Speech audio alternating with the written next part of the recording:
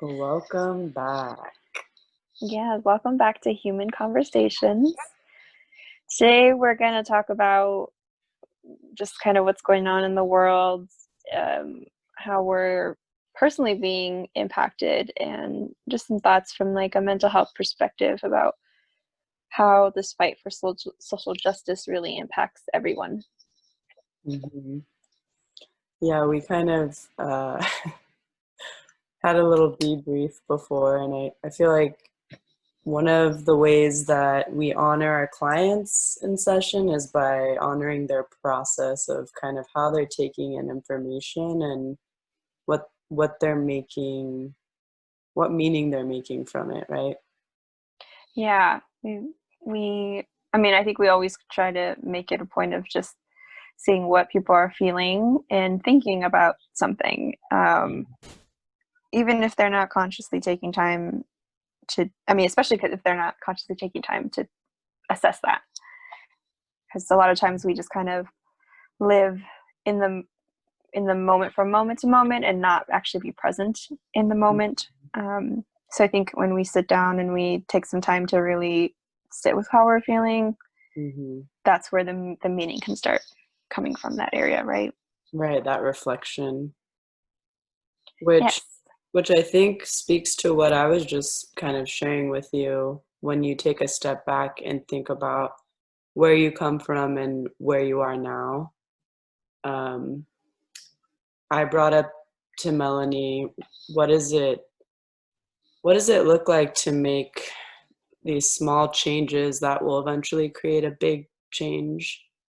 Which I think everyone is going to be different in their styles of how they go about doing that. Um, and so we right now want to honor what's going on, and what's going on in the world is the topic of inequality.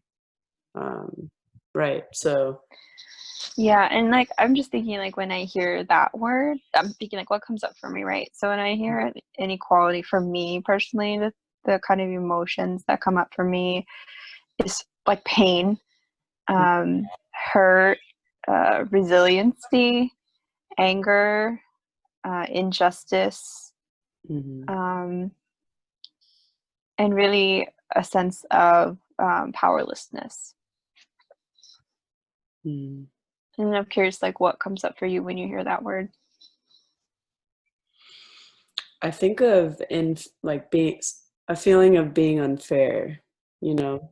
Hmm. Um, I think for me, it's as simple as that, is just this sense of unfairness, which I think the reason why that is so heavy for me is that I've been through a lot in my life where, trauma has been present, and I've felt very much treated in a sense of being like this feeling of unfairness. And I think it just kind of digs up those sensations for me, and it makes me feel a lot of empathy for whoever is experiencing the inequality in any given moment or situation that's going on. And I think that's why these past few weeks have been heavy. I've noticed having to really take a step back and make sure I am taking a lot of moments for self-care every day, because it can really, all that information can really start to bury you. Yeah, I will definitely relate to that. I feel like today, like over the last few days for sure, but it's been a very heavy feeling, like an overwhelming kind of like overwhelmed feeling, and almost like a burnout feeling of like content, like too much content overload, I guess, is kind of where I've been at personally with it. Not that I don't agree with the content and things like that, but it's seeing the same content over and over again, and it kind of makes me feel a little overwhelmed. hmm Yeah, I would agree. And I think too, as systemic thinkers who are here to create a space for healing and growth and transformation, one thing that's been showing up for me that has been sitting awkwardly within me and uncomfortably, which I think is really good, or beneficial, I should say, is this word of judgment, because I know I was sharing with you how even people who are trying to help, um, there's this sense of judgment that I've felt from others who are in similar positions to maybe where I come from, my social location of like the color of my skin, so socioeconomic status, education, um, or maybe even just having a few of those be similar. And I've wondered, in my healing journey, because I know we've talked in classes a lot about like that parallel process, right? Hmm. So parallel process is like when someone else is going through something that's similar to maybe what we're going through, but in a different, like maybe under different circumstances, but similar feelings, similar meaning making. And I guess for me, it's been beneficial because I'm realizing that the way that I've healed over time, and I still have a long way to go. It's always going to be that journey. I'm not going to arrive anywhere. It's just going to be a constant learning process. The way that I've really learned the most, though, that's caused the most change is when I can learn from a space of non-judgment and a space that's open to hearing everything and taking it all in, regardless of how uncomfortable it makes another person feel, right? And so I'm wondering,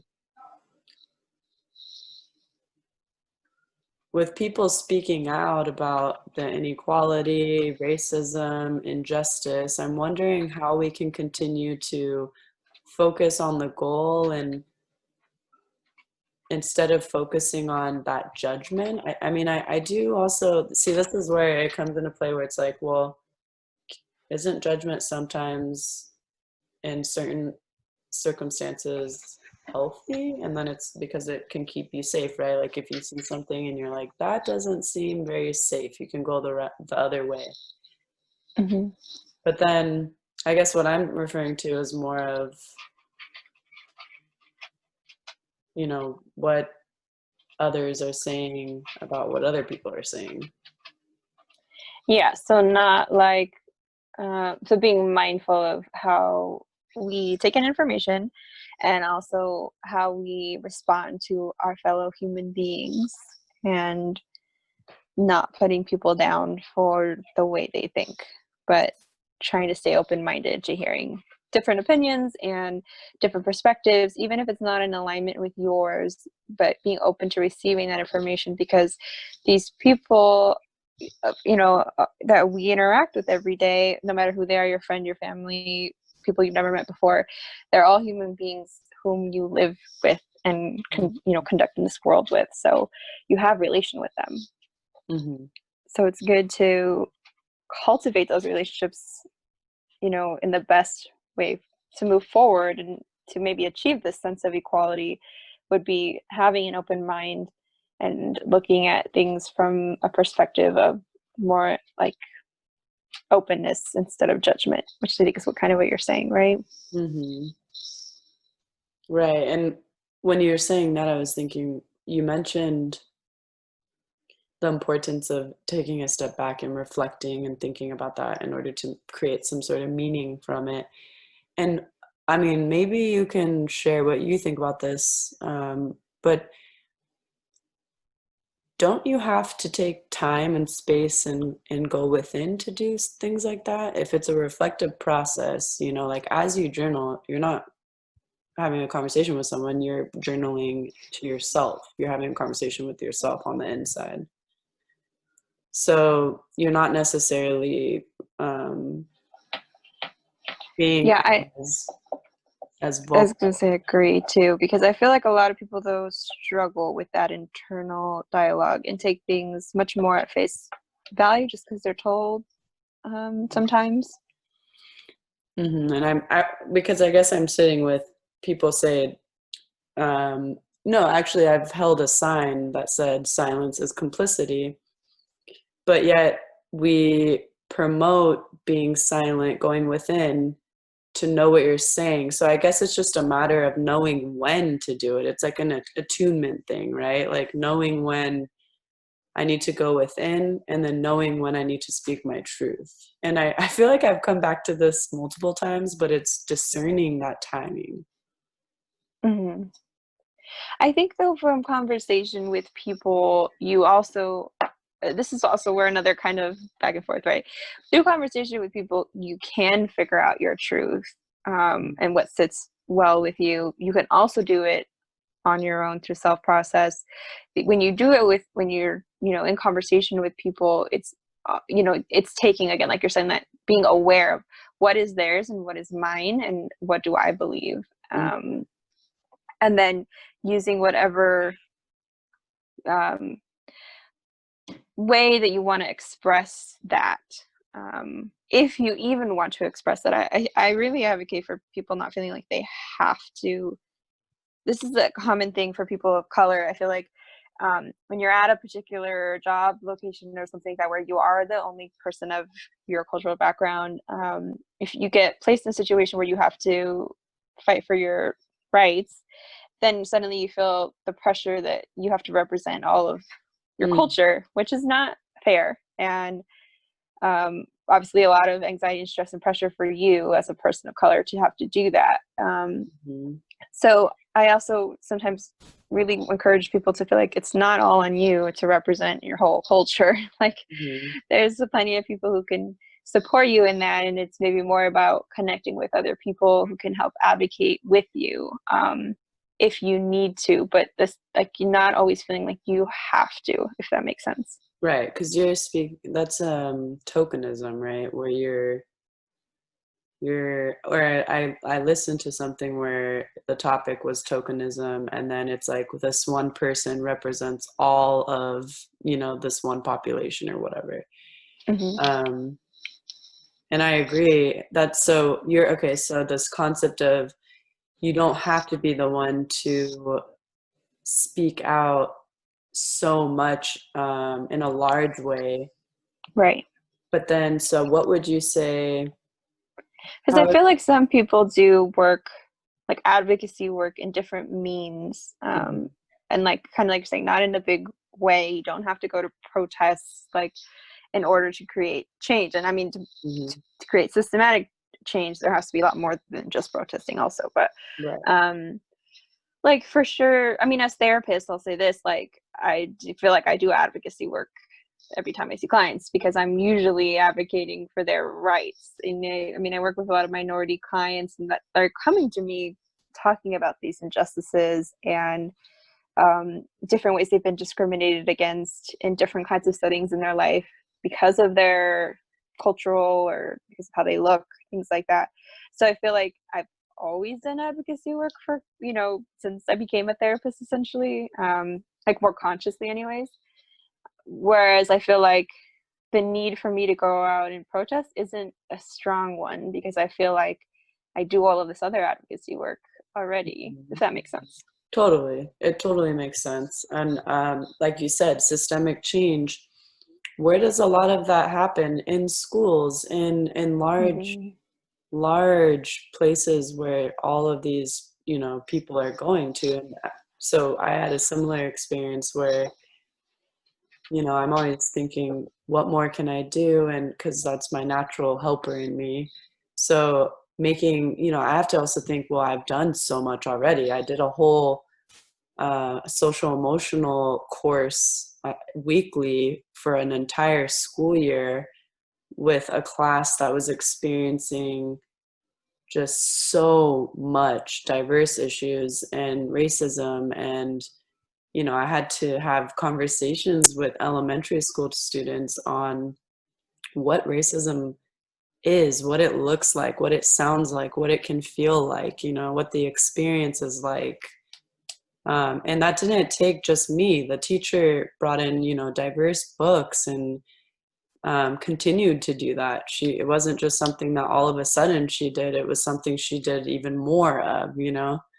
Hmm. Um, So I think it's really sometimes with the feelings of it, it's so easy to be quick to react to it and not realize, okay, wait, I'm not being silent because I won't go protest. It's I'm doing it in this way. And so I guess a lot of these things that I'm experiencing, sometimes when I do take that day to kind of reflect, I sometimes think, whoa, these are getting mixed up here. Because like some people are using judgment to get their point across. Some people are advocating, like you said, for voices. Some people are sharing knowledge.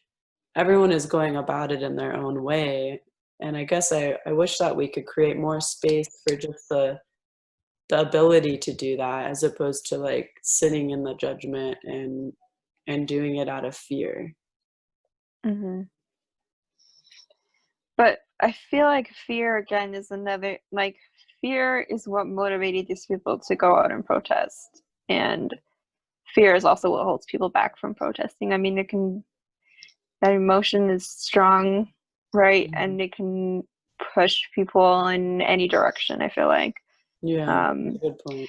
there's a fear of continuing the dynamic that our country's been in, right? So we want to change it. We don't want any of this kinds of things to happen again, to what happened to George Floyd. So that fear of that happening to to your son or your daughter, Hmm. right? Just because of their color of their skin, that's what prompted these people, many people, anyways, not everybody, but many people to fight for their rights, right? So, but similarly, it holds people back from even, it holds people back, people of color even, from protesting and things like that, because they are fearful of how police have been responding to protesters. They're scared of being caught up in a riot because they don't necessarily believe, advocate for that. Not that most of the protests should either, but um, there's a fear of being caught up in that, and then there's a fear of getting hurt in some way or another, where they don't feel like they can advocate for themselves, or advocate for whatever the cause is anyways, because they have to work or things like that because of the way that our country's set up. So Right. fear is just a strong emotion all around that can really shift how people live their lives. Yeah. So I guess with saying that, do you think um that's so interesting because do you think fear is necessary then? Sometimes, I mean, I fear is a motivator, and I do believe it. Because, like, for, I mean, I'll give a smaller example. Like, if we fear flunking a class, we're going to study for a test, right? So um, I really think that it is a motivator, and sometimes it's definitely probably necessary for change to happen. Do you think fear and worry are the same thing? No, fear and worry, I think, are two different things. Okay. Huh. Yeah. Like, I can fear that my life is going to stay the same in this rut, and like things will never get better. But when I worry about things, I feel like that's a different emotion for me. I feel like that can be more about anxiety, Hmm. more related to stress. Um, not necessarily, I mean, it could be related to fear, but it could also not be, if that makes more sense. Yeah, you can be scared about something. Yeah. Yeah. Hmm. But I think how this, I mean, kind of shifting the topic a little bit more to how it might impact people more long term, I think, with regards to mental health. I feel like this is definitely, I mean, COVID was already going to impact people Yeah.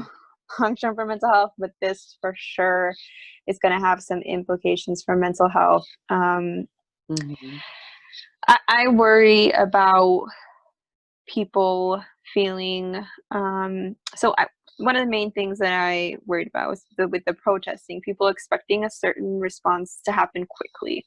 Right. And like we have kind of been saying, change, and especially in systemic change, takes time, and it comes from many different outlets.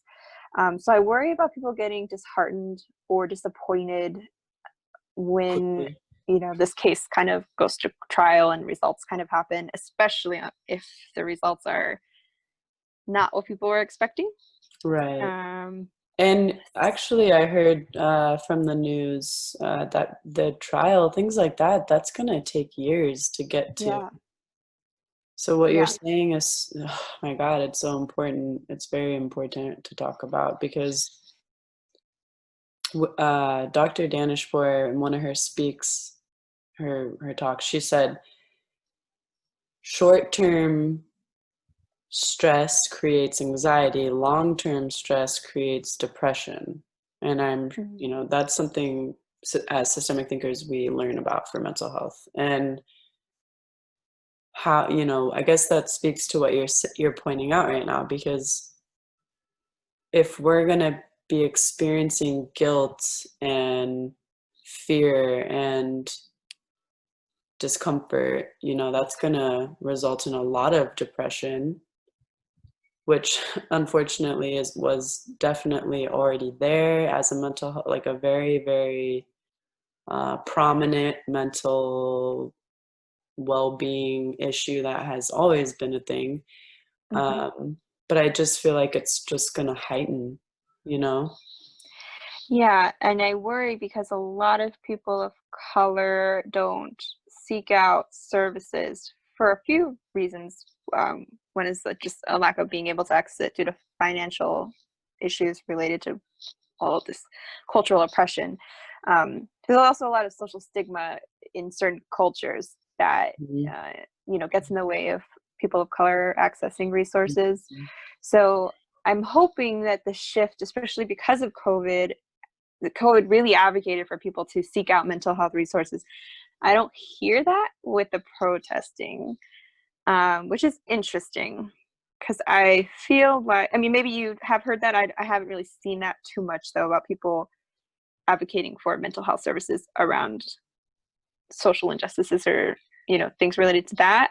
But when COVID was happening, I heard a lot of commercials or, Mhm. newscasters saying, like, to seek out mental health resources. I think the biggest difference, obviously, is it's a physical illness that was hitting everybody, not just one social group.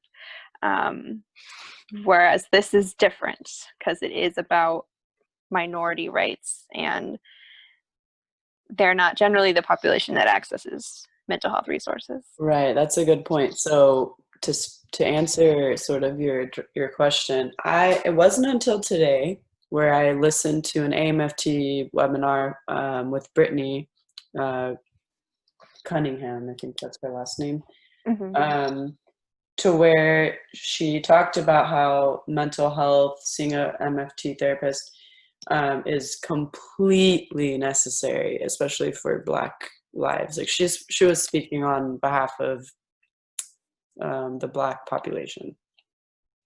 Now, it wasn't until maybe 2 or 3 days ago where I started seeing people talk about promoting more Black therapists. So, in terms Mm-hmm. of this movement, like what you're speaking about, it has not been until recently where I've heard people say how important it is right now to, because of everything that's going on, to really amplify, you know, highlight that importance of mental well-being. Yeah, I'm hoping that that is a shift that's going to continue to happen, and hopefully not only for Black therapists, but to have more people of color finding clinicians who can connect with them. Not only, I mean, I must say not only Black therapists, there are other people of color who can easily relate to another minority's experience as well. Not to say they're all the same, because they're definitely not, but at least in some aspects connect with them. And hopefully that systemic change, of course, of increasing more African American or Black clinicians, and more just general people of color in the mental health field, because that's definitely needed. Like that will hopefully happen more over time again, but that takes time. Mhm. So, but I mean, definitely for sure, I'm loving the start of it, right? And that we're moving towards that. Right. Yeah, that's a lot. There's so much, so many layers, so much that goes into it. Yeah. It's not a simple conversation by any means.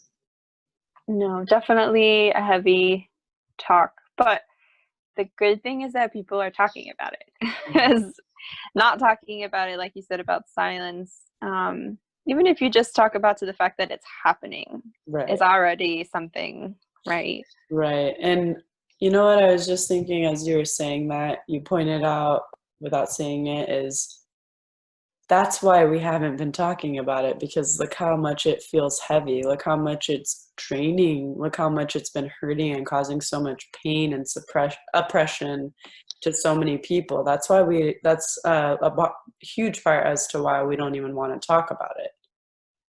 You know, Yeah. we don't, that's why people go to therapy. They don't want to talk about it. You know, they don't want to go to therapy. They don't want to talk about it. They don't want to deal with these things. They don't want to feel upset. They don't want to feel their depression. They don't want to feel, those emotions that they've associated negative connotations with, right? Yeah, So, I agree, and like they have been feeling it though anyways. And I think that's the biggest thing that I always like when people like discount therapy. I'm always like, so because you're still feeling the depression, you're still feeling the negativity, and to some degree, maybe you're living your life in a way where you're trying to constantly distract yourself so you don't feel it, but it's still there. yeah. Um, Yeah, because it's people, coming all out. those, It's yeah, also like all probably those, coming out in a different way too. right, and all those feelings you just talked about, these people of color have all been feeling probably in some way or another at some point or another in their life because of the way our culture is. They just the white culture just never wanted to talk or hear about it or um, acknowledge how much suffering. And also, these people didn't feel like they had a voice to express all of this pain and stuff. And some of them probably just didn't want to deal with it. Like you said, did not want to have Mm. to talk about it either because they're so drained trying to just live their life that it's like fighting the system is just at this point, because of all the years that it's been in place, just even much more exhausting and draining, right? Mhm. But the feelings and all that are still there. And I feel like for therapy to work for people, like for people to buy into therapy, they have to recognize that you don't have to sit with all of those things all of the time. Like there is a way to try to work through some of those things. And if people bought into the fact that there could be different, then I think more people would seek services, if that makes a little bit of Oh, sense. yeah. I heard that's part of what the talk about in AMFT's webinar today, Brittany, what she was talking about, she just talked about that. It's like if you've never been given that lens to look through life, and you won't know. Mm-hmm. Hmm. Yeah. Hmm. So those are my thoughts on what's going on. Yeah, I guess that those are my feelings about what's going on. I think it's very, there's so much to think about for me that I really start to slow down, and it's a lot harder for me. I think I feel my way through things anyways, to really know and arrive to like a particular opinion or idea or thought. And Um, I think that that's good, and that most people don't feel their way through things. They mostly think their way through things. It's a lot harder for for a lot of people to feel their way through things for many reasons. Um, but I think with something like this, with the bigness of it, um, that you really do have to sit with your feelings and your thoughts, but definitely sit with your feelings and feel your way through this experience of being a human and in however way you're impacted by what's happening. yeah, that makes a lot of sense. I have the trash man in the background, so I just want to be mindful of my sound over here. But um, I think this is a good place to kind of pause for today, because I think these things are gonna, like you said, take time, and Yeah. there needs to be the hand in hand holding of, taking care of yourself and examining, and taking care of yourself and then examining. But not always sitting in it and allowing yourself to be distracted by the trash man and things Right. like that, because Exactly. life is going to happen around you and you are hopefully a participant and not just a spectator. Yeah. Yep. Oh my goodness. Okay, well, Well, thanks everybody for listening in today on Human Conversations, and we hope to have you join us again. thank you.